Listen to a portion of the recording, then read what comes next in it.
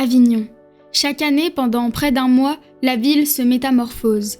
Les murs se confondent avec les affiches, les rues avec les plateaux de théâtre. Jour et nuit, la ville entière vit au rythme passionné des répliques du réputé Festival d'Avignon, fondé en 1947 par Jean Vilar. Composé du festival dit In et du festival dit Off, cette manifestation hors norme présente plus de 1500 représentations par jour pour un total de 1,8 million d'entrées au spectacle sur l'ensemble du festival. Pendant 5 jours, nous avons suivi des lycéens venus des Hauts-de-France à la découverte du plus grand festival de spectacles vivants au monde.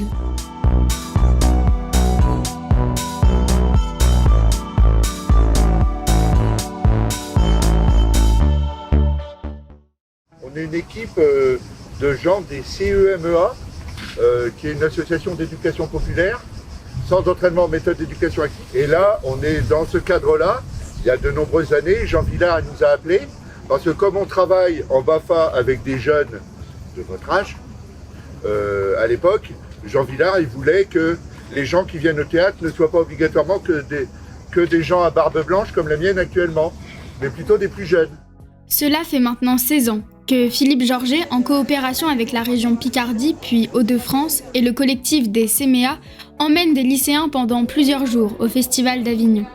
Il nous explique comment ce projet s'est créé. Il se trouve qu'à l'époque, c'était avant qu'il y ait la grande région, donc il y avait la région Picarde.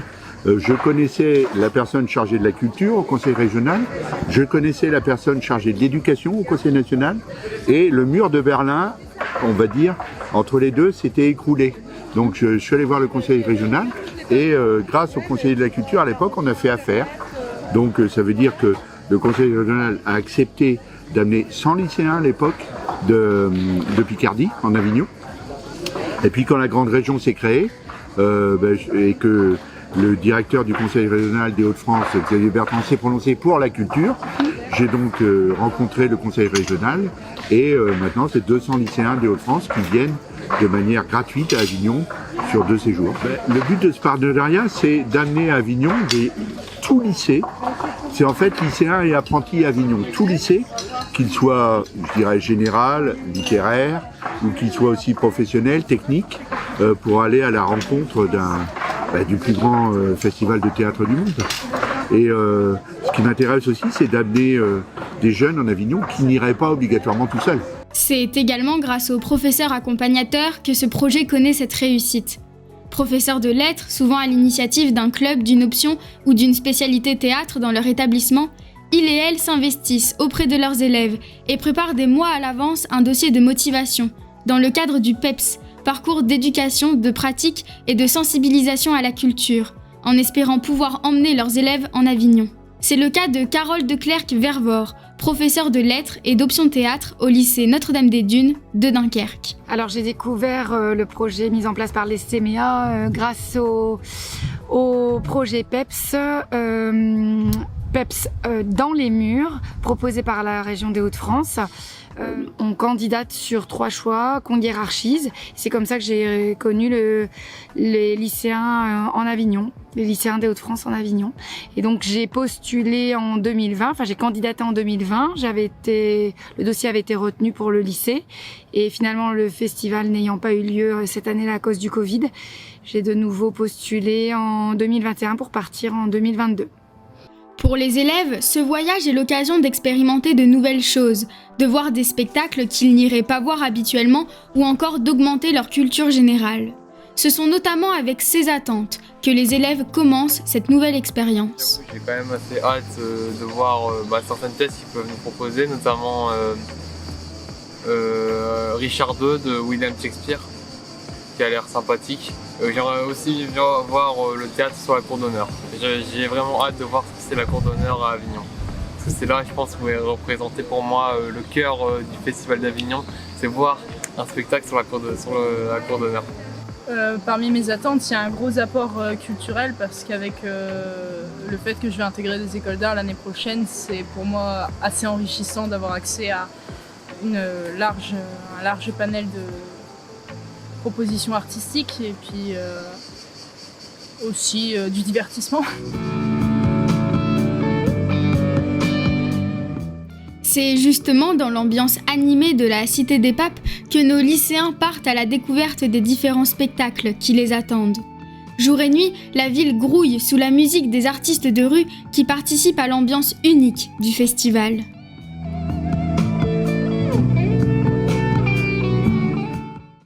Excepté emmener chaque année près de 200 élèves au festival, le programme La Région Hauts-de-France en Avignon a pour but de faire rayonner la culture régionale dans tout le pays en accompagnant différentes compagnies et leurs artistes.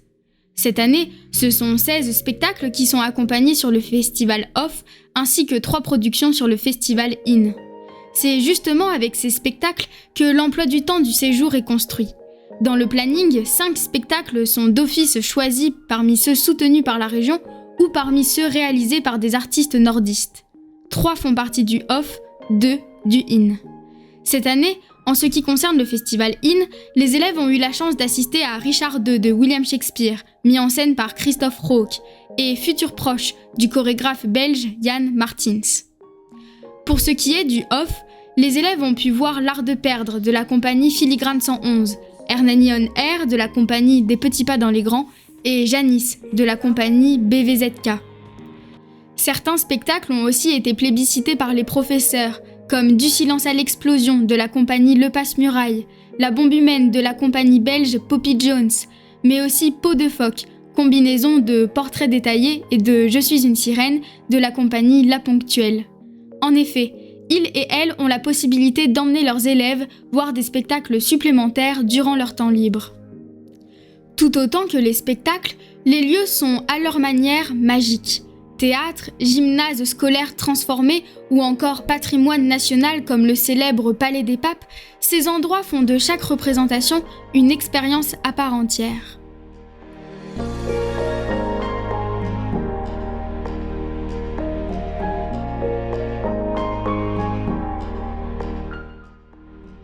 La force de ce programme Made in Hauts-de-France, c'est aussi la mise en avant de la diversité du spectacle vivant, avec son aspect pluridisciplinaire. Rares sont aujourd'hui les spectacles qui ne combinent pas 2 domaines artistiques différents. L'Art de perdre mêle à la fois audiovisuel et théâtre, Janice, musique et théâtre, et enfin Hernani on Air, radiophonie et théâtre. Voilà ce qu'écrit Victor Hugo dans la préface de sa pièce Hernani. Chères auditrices, chers auditeurs, bonsoir. Merci de nous rejoindre pour ce nouvel épisode de Chuchote-moi à l'oreille.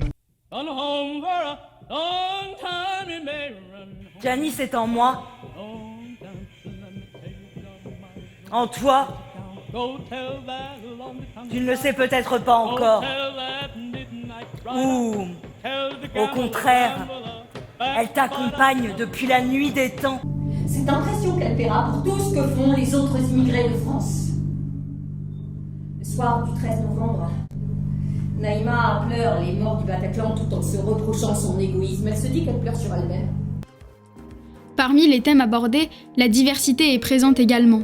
Inclusivité, enjeux planétaires, mais aussi inégalité sociale, comme par exemple les questions de genre et d'orientation sexuelle avec Peau de phoque, l'écologie et l'éco-anxiété avec La bombe humaine, ou encore l'immigration et la demande d'asile avec le spectacle Du silence à l'explosion. Il n'y a que 2 rounds dans la demande d'asile. C'est là que tout explose. Soit on a cru à ce que tu racontes et on te donne une protection, les fameux papiers, et tu exploses de joie. Soit on ne t'a pas cru, et boum. Personne m'entend, la solitude entraîne des tonnes de pensées noires qui s'enchaînent, le même désespoir qui me traîne, le cœur et la poitrine remplis de peine, les yeux obscurs gravement noyés de haine. Ça n'est même plus moi qui tiens les rênes, mon silence qui résonne jusqu'au ciel. Des angoisses à tout va, mes cris qui se retiennent tout bas.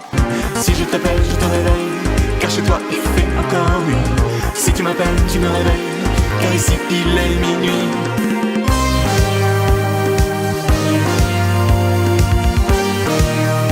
Je me sens coupable tout le temps. Je me sens coupable quand j'ouvre un truc en plastique. Je me sens coupable quand je prends l'avion. Je me sens coupable quand j'achète des nouveaux vêtements toutes les semaines. Est-ce que vous êtes optimiste ? Mais on n'a pas le temps de se poser la question de l'optimisme et du pessimisme. C'est un luxe et on peut plus se le permettre. Le séjour des lycéens et apprentis en Avignon, ce sont aussi des moments consacrés à la compréhension des spectacles et à la pratique théâtrale. Tous les jours, les élèves suivent 2 heures d'atelier où ils expérimentent en petits groupes échauffement, interprétation et écriture. L'occasion pour les élèves qui ne pratiquent pas la discipline de la découvrir plus précisément. N'est-ce pas qu'il est doux d'aimer et de sentir qu'on vous aime à genoux, d'être deux, d'être seul? Mais va jouer aux billes là. Ouais, va jouer aux billes, ouais. Merde, le tocsin, j'ai filon. Soit annulé. Et que mes domaines me soient restitués. Là, on essaye vraiment d'axer sur l'échange sur les spectacles. Les spectacles donnent aussi lieu aux palabres, des moments de discussion, de débat entre élèves, professeurs et animateurs des CMEA, où chacun peut exprimer son opinion, ses réflexions, mais aussi ses incompréhensions à propos d'un spectacle. Pour Charlie, animateur, mais également auteur, conteur, metteur en scène et drag queen, ces moments ont de véritables enjeux. Prenons des ados français, françaises et allemandes, allemands, et faisons-leur vivre des choses ensemble. C'est à travers ces expériences-là qu'on va réussir à guérir la violence et les vieux conflits du passé. Donc là, aujourd'hui, je ne crois pas qu'on ait résolu de conflit international ensemble cette semaine, mais bien sûr qu'on vous amène voir des spectacles et que c'est génial, mais il y a d'autres enjeux aussi qui sont comment est-ce qu'on construit un monde ensemble, en communiquant, comme pendant les temps de palabres, et en étant un groupe. Pour moi, Avignon, c'est surtout l'occasion de faire ce que je fais dans les centres. Ce projet-là d'éducation populaire qui existe depuis longtemps et qui compte pour moi et qui, je pense, compte pour le festival. L'organisation du festival met aussi en place de nombreuses conférences et rencontres avec des comédiens et autres professionnels du spectacle vivant. Ouverts au public, ces événements trouvent leur place dans les différents lieux culturels de la ville, ou encore au village du Hof, véritable QG du festival, que ce soit pour le public, les artistes ou même la presse. Ces moments privilégiés permettent de poursuivre et de profiter pleinement de cette expérience culturelle hors du commun. À l'occasion de moments tout autant privilégiés, comédiens, auteurs et metteurs en scène ont accepté de répondre à quelques questions et de, tout d'abord, nous expliquer ce que représente pour eux le Festival d'Avignon.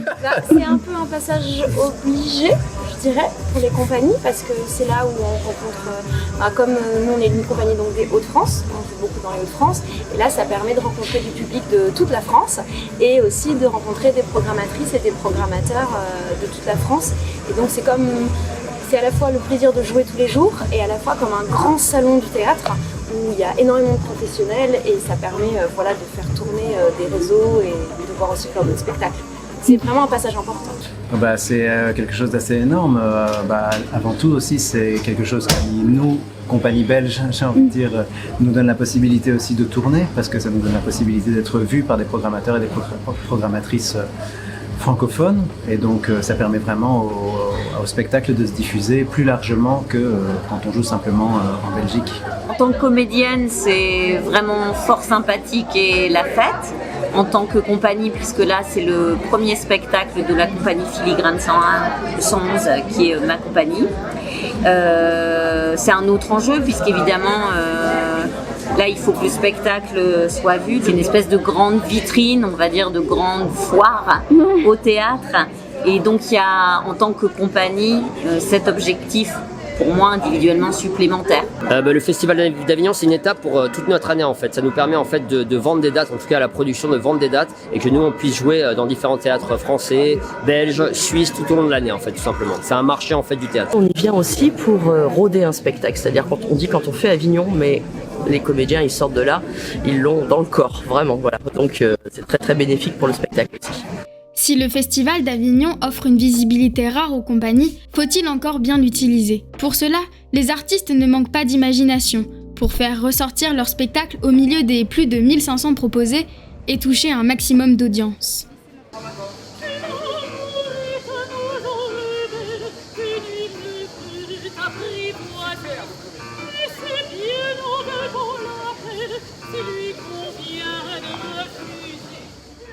Le pouvoir de cette visibilité ne s'arrête pas là. Pour les artistes et leurs compagnies, c'est aussi le moment de diffuser à grande échelle des messages importants à leurs yeux. Ils et elles nous éclairent sur ces thèmes qui leur tiennent à cœur. pour nous, on crée cette compagnie justement effectivement parce qu'on a envie d'avoir un lien particulier avec le public et donc effectivement pouvoir transmettre ces choses qui nous tiennent à cœur. C'est qu'on a envie du lien entre nous, c'est très, très bête à dire, mais c'est comment à un moment donné pouvoir par la fiction et notre outil à nous, c'est-à-dire de jeu, notre outil artistique, pouvoir reposer des questions, continuer à poser des questions et faire que, si on peut faire que le public puisse ressortir en se disant c'est vrai que ça demande plus de réflexion qu'une idée vite fait tranchée, alors on sera déjà content. Nous on fait beaucoup d'humour, donc c'est vraiment, on est vraiment, il n'y a pas de message caché, de choses comme ça, c'est vraiment sur le rire, c'est de détendre les gens, c'est que les gens passent un bon moment avec nous, qu'ils soient au théâtre pour penser à rien d'autre que ce moment présent en fait, partager des choses avec eux, mais vraiment dans la légèreté du rire et du sourire. Au départ, nous on s'est rencontrés sur un plaisir commun, qui était de parler du désir justement. Et le désir sous plein de formes, c'est pas que le désir sexuel, parce que c'est souvent ça qu'on associe à ce terme-là, mais on l'a traité, mais on a voulu parler aussi du désir au travail. Les gens, voilà, quand ils sont dans un métier, comment est-ce qu'ils aiment leur métier, comment ils ont envie de s'engager dans leur métier. On a aussi depuis 2-3 ans engagé un cycle sur la question du désir de parole, où du coup la question aussi du féminisme, etc. se retrouve un petit peu instillée. Voilà, moi j'aime raconter des histoires, je pense que c'est pour ça que je suis allé vers l'art du conte ces dernières années. J'aime être en lien, ce que j'aime dans le spectacle, c'est être en relation, donc avec les spectateuristes qui viennent. Et c'est pareil, le conte, je pense que ça me touche parce que c'est une adresse directe, je regarde les gens et je parle avec elles et eux. Le but de la compagnie, c'est de se dire qu'on vit dans un monde tellement absurde qu'on essaye un peu de le comprendre autrement. Donc on a eu une pièce justement sur les migrations, on en a une autre sur la propagande, sur l'opinion publique, sur comment fonctionnent les médias. Une autre qui s'intéressait au conflit israélo-palestinien. Enfin, on essaye vraiment d'apporter en tout cas et de faire des recherches aussi, parce que c'est des pièces qui à chaque fois nous font travailler nous en premier et dans le but d'offrir cette recherche au public. J'aime bien utiliser le théâtre comme une prise de parole dans la cité. Enfin voilà, une prise de parole politique, pas dans le sens parti politique, mais voilà, la parole du citoyen dans la ville. Donc je choisis des thèmes où ce soit l'égalité homme-femme que j'ai déjà traité, et il y a toujours depuis longtemps des différentes créations qui tournent toujours autour de la multiculturalité, voilà, qui m'interpelle beaucoup. Moi j'ai l'impression d'être en boucle sur une marotte, une espèce d'obsession, mais qui est très vaste et qui permet de raconter beaucoup d'histoires. C'est qu'il y a un truc qui me fascine, c'est que l'être humain, il est a priori le seul être vivant complètement conscient de sa finalité, du fait qu'il va mourir un jour. Chez certaines espèces animales, on a des doutes, mais en tout cas, a priori, l'être humain est le seul à savoir ça. Et ça me questionne dans le sens où j'aime travailler là-dessus parce que je me dis, puisqu'on sait qu'un jour ça va terminer, alors qu'est-ce qui nous pousse à faire des grands gestes qui soient... c'est ça qui nous, à mon avis, qui motive les grands gestes, les grandes pulsions, que ce soit terrible ou sublime, tu vois, mais cette idée de laisser une trace, par exemple. Il est temps de retrouver nos lycéens. Avant de regagner le lycée et de faire le bilan, une dernière visite s'impose. Direction la maison Jean Villard, où il et elle découvrent l'exposition Côté Jardin, retraçant l'histoire du festival à l'aide d'archives, de films et de photographies.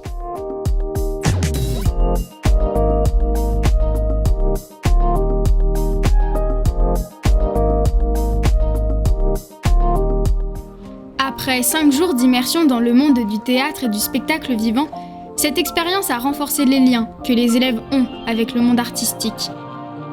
C'est une manière de voir le théâtre différent en fait, parce que t'as tout ce truc assez commercial et en même temps c'est un festival, il y a toute l'ambiance des affiches un peu partout.